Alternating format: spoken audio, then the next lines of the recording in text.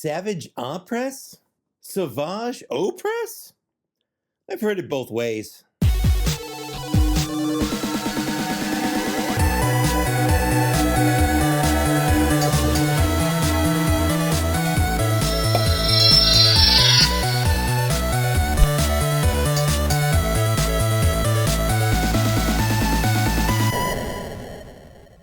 Hi there, I'm Mike, and what I have for you today is Sauvage Opress of the Irish Opress. It sounds Irish. I don't know where I'm going with that joke. Anyways, this is another figure that we, as Black Series collectors, if you are one, have been waiting for a long time.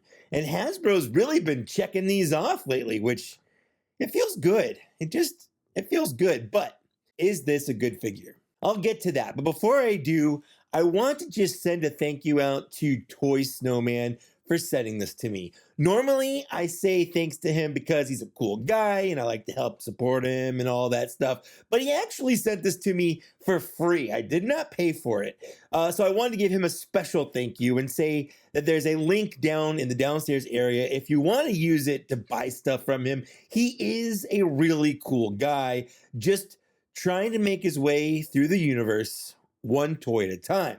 But that will not stop me from giving an honest review of this figure. Amir sent this to me, not Hasbro. Hasbro can suck it. But before we talk about the figure, I want to talk about the character. So if you don't want to hear it, there's a chapter list down here. Use that. Jump ahead. I don't care. Sauvage is voiced by voice acting legend and regular acting legend Clancy Brown, who you've probably heard a million times more than you realize you have. He's in everything. Heck, he's in Star Wars by itself multiple times as multiple characters. Sauvage is the canonical brother of Darth Maul. He was introduced in the 13th episode of Season 3 titled Monster, which aired in January of 2011 as part of a plot to kill Dooku. However, to understand Sauvage's story, you have to start with Asajj Ventress, the secret Sith apprentice to Count Dooku. In the Clone Wars show, Sidious was getting suspicious of Dooku's relationship with Asajj, and as a test of loyalty, he ordered Dooku to kill her. Dooku tried, and it did not work. Asajj escaped back to her homeworld of Dathomir with her sister witches and Mother Talzin. That's where Sauvage comes in. Dooku approached Mother Talzin to create him a new apprentice that he can use, so Asajj and Talzin hatched a plan to create a monster for Dooku, hence the title. But they wanted to make a monster that they could ultimately use to betray Count Dooku and try to kill him. It also did not work. So at the end of that arc, what we were left with was a huge Zabrak pumped up on dark, magic-powered HDH with roid rage issues, who now has both the Jedi and the Sith pissed at him. So Mother Talzin tells him to go find his brother, Darth Maul. And at the time, back in 2011, that was wild. That was a huge deal. Darth Maul was still alive. I mean, it's not weird now. We know the story, but at that point, the last we'd seen of Darth Maul was he got cut in half, and then he fell down an impossibly long shaft. He was not alive. There's no way he was alive. But you know what they say? Disney made lightsabers non-lethal. They never kill anyone anymore. And, oh, what was that? Oh, that wasn't Disney. That was George Lucas. Huh. Weird. So that's where Sauvage Opress comes from. After that, he and Maul palled around the galaxy trying to put a criminal empire together and eventually taking over Mandalore. You know, normal stuff.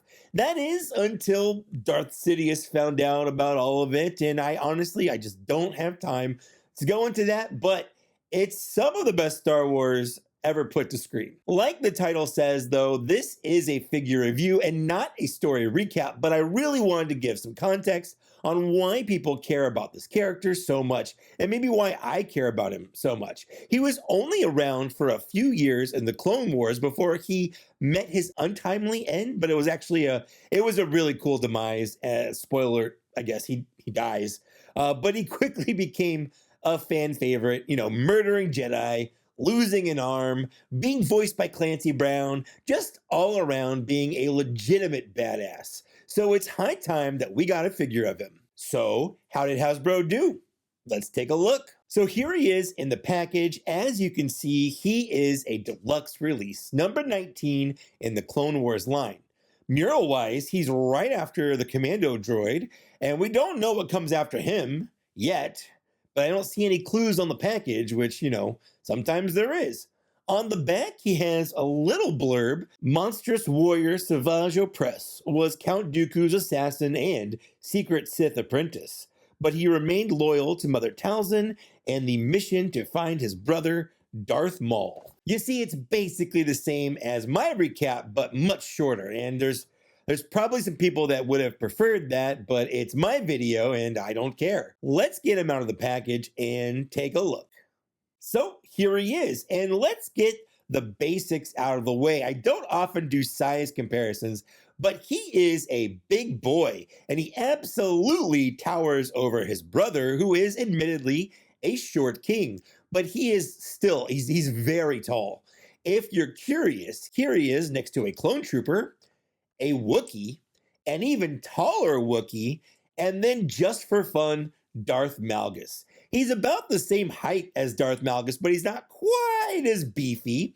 If you want to see more about this guy, I did a whole ass video on him when he came out. I don't want to say a long time ago, but maybe it was to some people. So we established that he is a big boy, but does he look like he should? Well, over the course of 90% of his appearances in the Clone Wars, he wears the exact same outfit, and I think that they got that right. This is pretty much how he looked, with some minor things that we'll talk about. First, though, let's talk about maybe the best looking part of the figure itself is the face. His face is so well sculpted, with a realistic take on the stylized animated look of the show, but still with those sharp angular edges, like his chins and all of that stuff. He's just points. He has long, surprisingly sharp spikes on his head, as any good Zabrak should, and the face paint is sharp and detailed.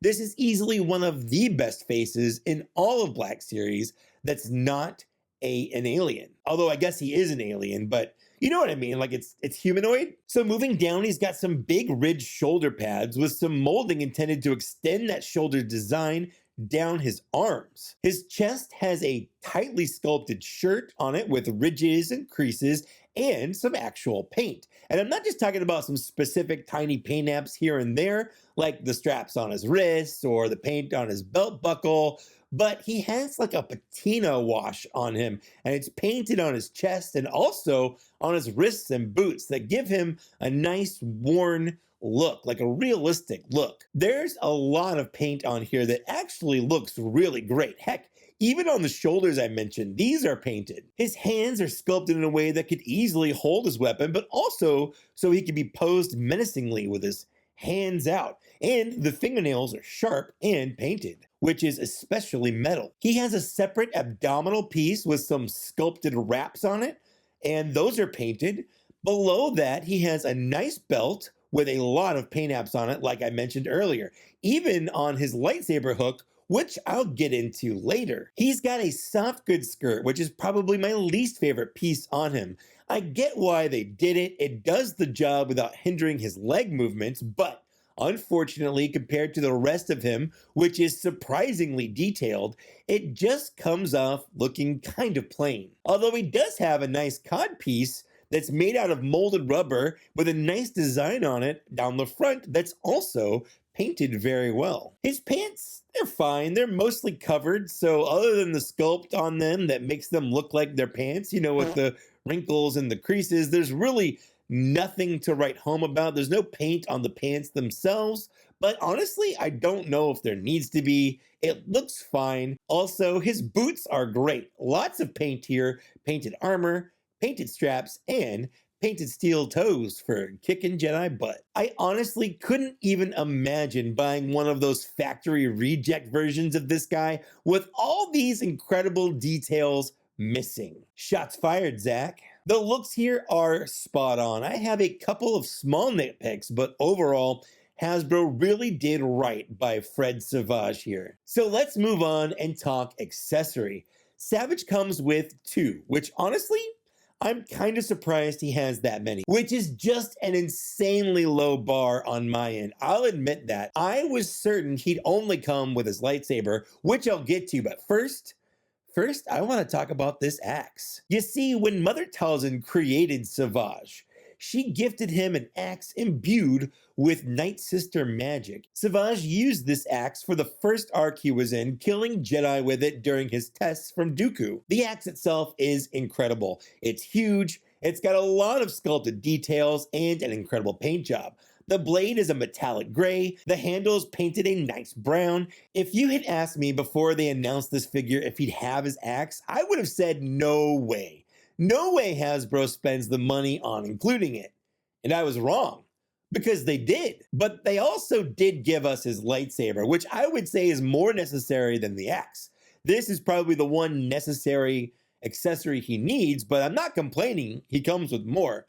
Unfortunately, this is going to be one of the few things that I have a very legitimate complaint with on the figure. It's a double-bladed lightsaber, which, you know, is appropriate. It's got lots of great details molded on it. It doesn't split in half like Maul's does, which I actually like better because it doesn't constantly want to pop apart when you're posing it. It even has a lot of details painted on it itself.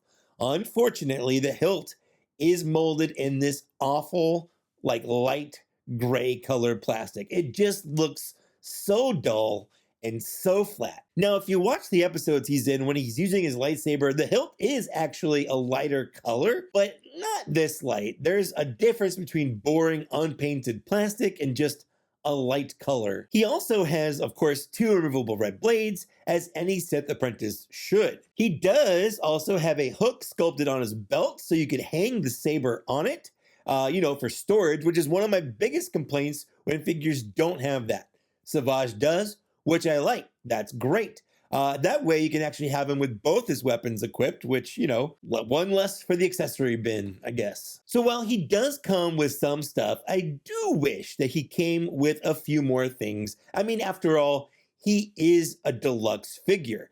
During one of his many fights with Obi-Wan, he gets some of his horns cut off, so I wish that we had an alternate head to represent that look. He also does lose his arm in season 5, again to Obi-Wan. Man, Obi-Wan really has it out for him and his brother. So I wouldn't really expect Hasbro to give him a completely different alternate arm, but maybe if they do another version of this guy in the future, it'll be a battle-damaged one with a robot arm and some of those horns missing. Look, I'd buy it if they did it, but again, it's such a low bar, it's not saying much, and I'll acknowledge that. And as always, I wish he had some alternate hands.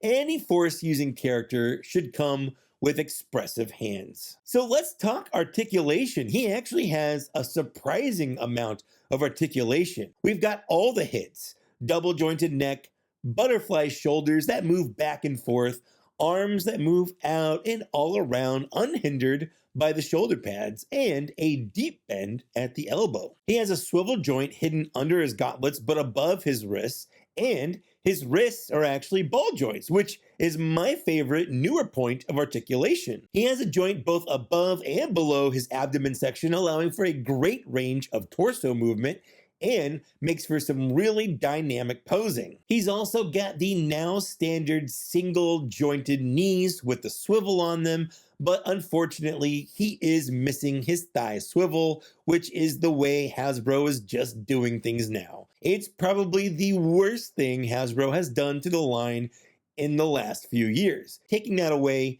makes every figure objectively worse. And I get it, they likely do it to save money, one less part to make, but it might also be that it keeps the leg sculpt looking, you know, good, like clean. But Savage here has a skirt, so you couldn't see it if he had it anyways. This is the second major issue that I have with the figure after that dull lightsaber hilt. So moving down, he's got a swivel at the boot cut, which is sometimes on figures and sometimes not.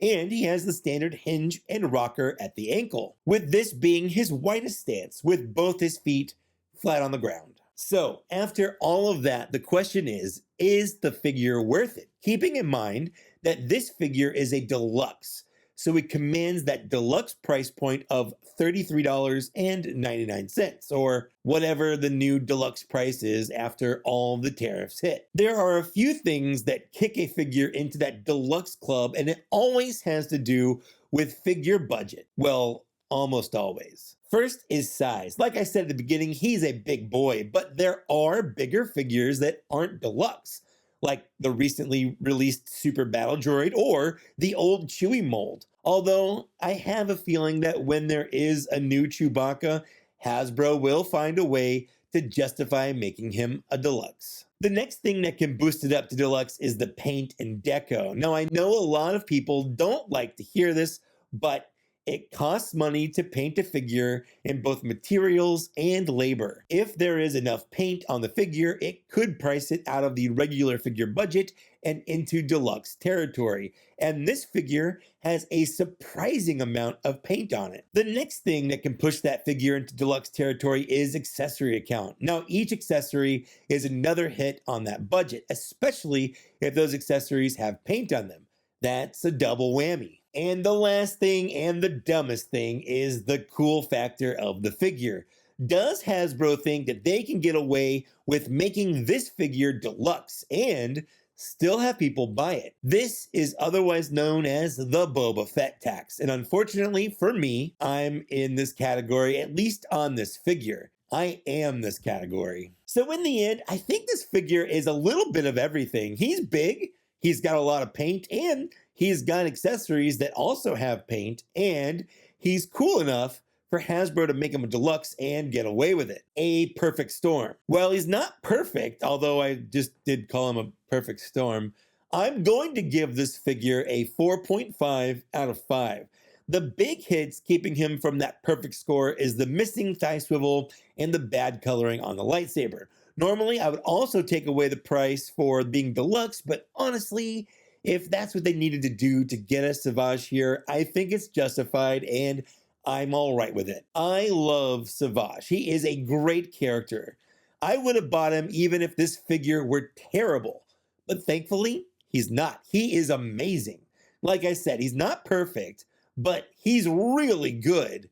And as of right now, he's the front runner for figure of the year for me, despite his flaws. Granted, the year is young-ish. Oh God, it's already almost April. Or April by the time I get this out. That's how I roll. But still, he's a great figure that I am very glad to own. The biggest problem is that we don't really have the proper Maul to go with this look.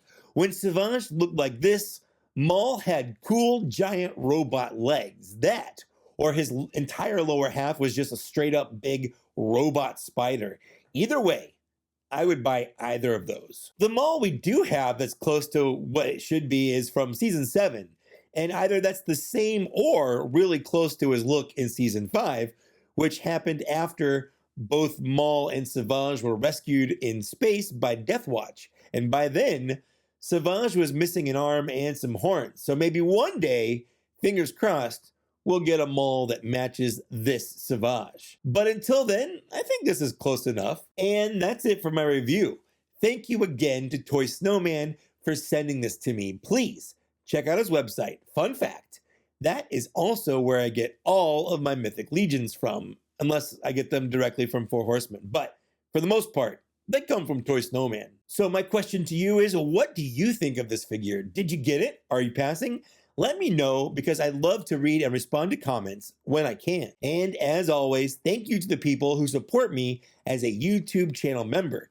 Their names are scrolling right now, and you can get your name on this too if you want to by joining. Or don't.